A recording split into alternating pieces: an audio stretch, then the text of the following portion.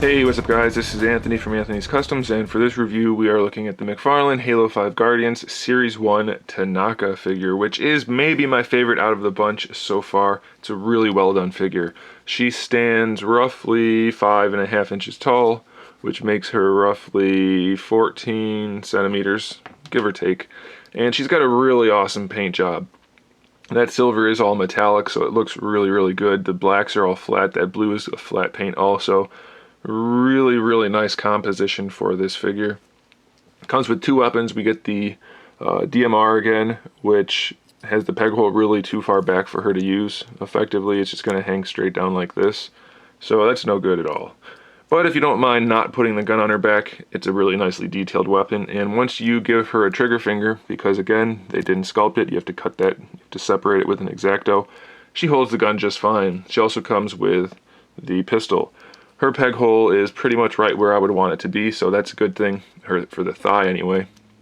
And as I was talking about the paint job, it's really well done. So we have this dark blue and then we have lots of silver going on, but we also have all these red accents, these kind of maroonish red accent pieces, really nicely painted throughout all of her armor. And all of these blue pieces that are also painted. Very well done. Lots of glued on parts like this here, these. Really makes the figure come to life. It looks great. And then we have some of these red stripes painted down the armor. Very well detailed. Really looks great on a shelf, especially with the other Spartans. We're super happy with that. She also has actually a female build. Unlike the repainted Scout from Halo 4 to look like Palmer, she actually has a narrower waist, slightly wider hips, more of the female stature, so that's a good thing. Articulation wise, she's probably the best of the bunch. The head has pretty much any range of motion you want. No problem posing her at all. You can bring the arm all the way up, a little bit better than horizontal, so that's good. Full swivel, bicep swivel. I guess the elbow is not quite as good as Fred's, but it still works pretty well. Then you have that swivel in there. She didn't have any trouble holding her gun, by the way. You'll see at the end in the photo section. Full range of motion on the wrist. What are you doing, cat? You gotta ruin a video? No. We'll see. The cat's over here meowing. He may show up on camera. Torso, it's a little bit more limited, closer in line with Locke. I guess I thought her articulation was better, but maybe it's about average. I thought I remembered it differently, but whatever. Full swivel there, leans side to side, no problem. Pretty far back.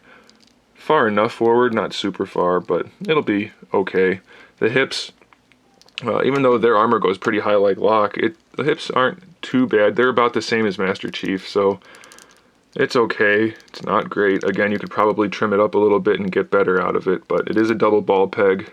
The knee, I guess it's the same problem as Locke. Maybe it's a different one. Maybe it was Fred that I think had the best articulation.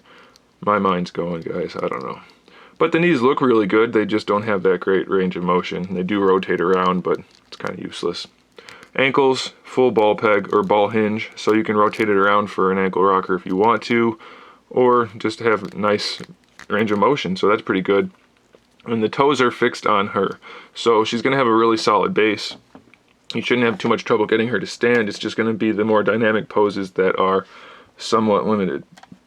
I think, though, that her looks make up for the lack of range of motion easily. She's a really great looking figure, and since she's one of the new named characters, not just a multiplayer repaint, you probably should pick her up. She is pretty awesome. It's one of my favorites despite the apparent lack of range of motion that I didn't really remember.